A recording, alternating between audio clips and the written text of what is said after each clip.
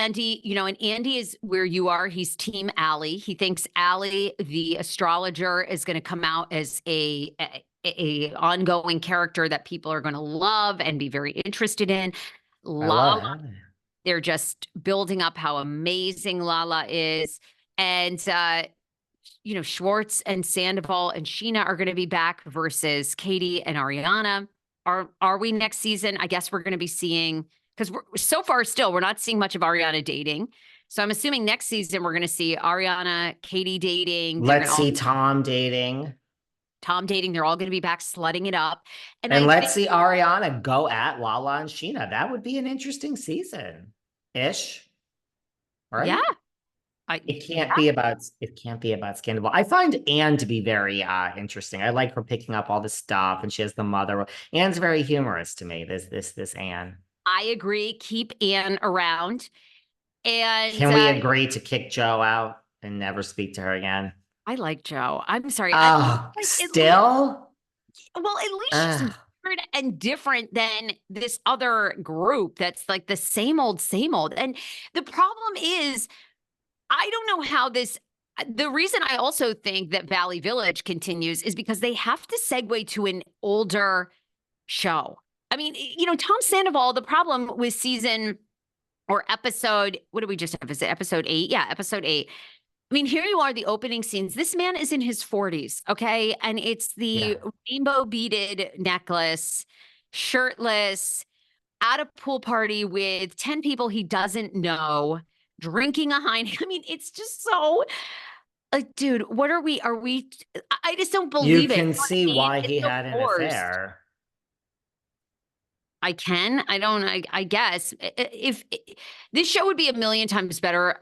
Rachel is never coming back at this point, especially with lawsuits, but I wish she would, because that would have been so much better versus he just seems so old and desperate. And Billy Lee seems, is it Billy Lee or Billy Lord?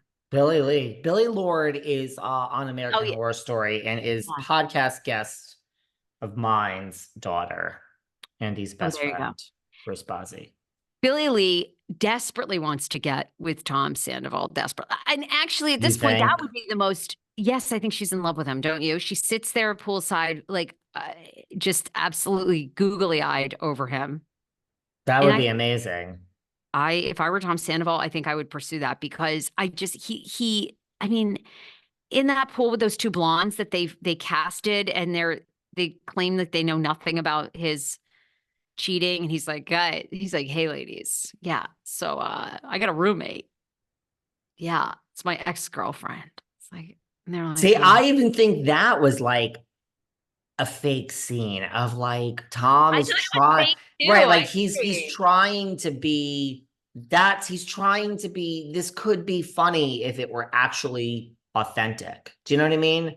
Like, you're such a fucking loser, you have no game, but you know what you're doing. You do have game.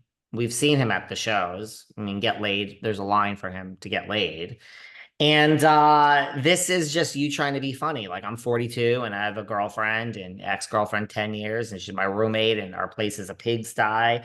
So this is, it's all fucking fake scenes. I think they all need to sashay to Valley Forge, and they need to cast more friends around James and Allie and address the abuse issues, which they're never going to do with James, because if he was doing any of that while filming, that's a whole legality. But it's like, I don't know. They have a maybe, and mind you, but maybe they don't have an age problem, because the ratings are really, really good. So maybe what they're doing is great.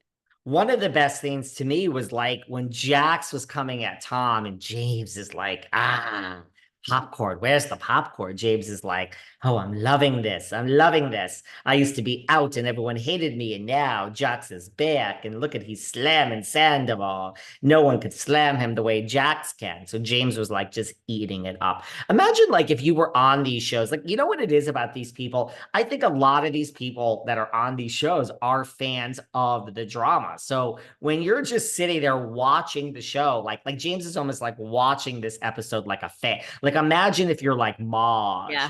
Did you know my friend the Saj? She lives in Englewood, New Jersey. Do you know the Saj? I do. I know the Saj. Well, imagine when the Sarge is there and she is with her sidekick, Lexarita, who she's trying to turn into looking just like her, but that's besides the point.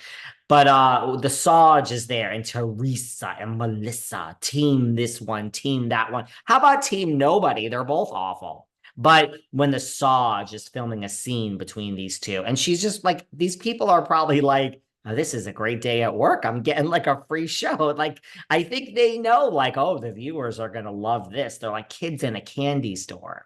So when James is there, like, oh, look at this. Oh, I love this.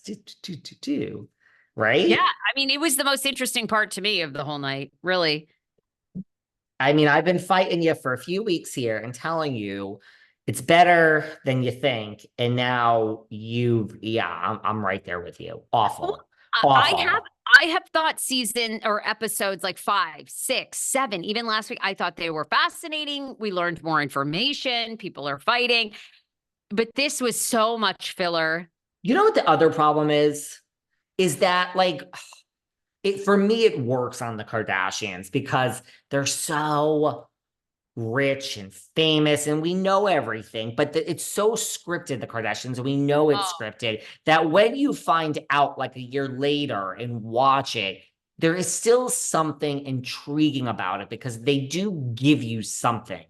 I think it's just like reality TV to me has changed. Like, this is even more boring than Kyle. Like, we know this story. Like, if this were 3 weeks after it happened, and we heard that Tom apologized to Katie or Sheena was in a picture with Tom, if it was like 3 weeks later or 4 weeks, I think we'd be more interesting. It's that we all know how this story ends. We've all read every word.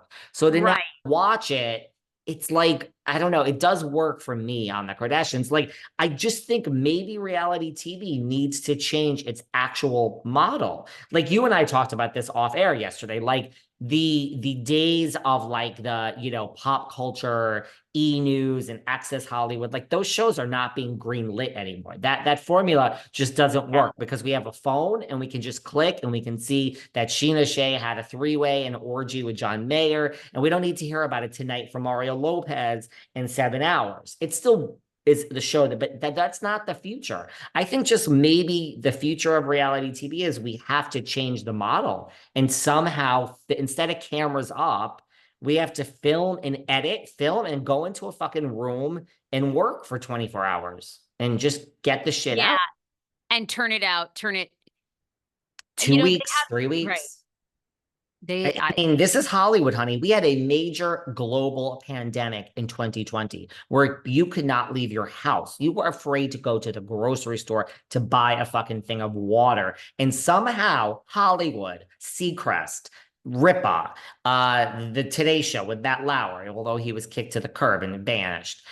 Watch what somehow they figured out a way to broadcast all over the world to millions and not, God forbid, we miss a dollar in Hollywood here in your backyard, in my backyard. So there's a way to do it. There's a way to get this out earlier. And it's just yeah. maybe that is the way to do it. And stop having so many shows. Like they're slowing it down. Like that's maybe just the way to do it. Like, yeah, I don't know.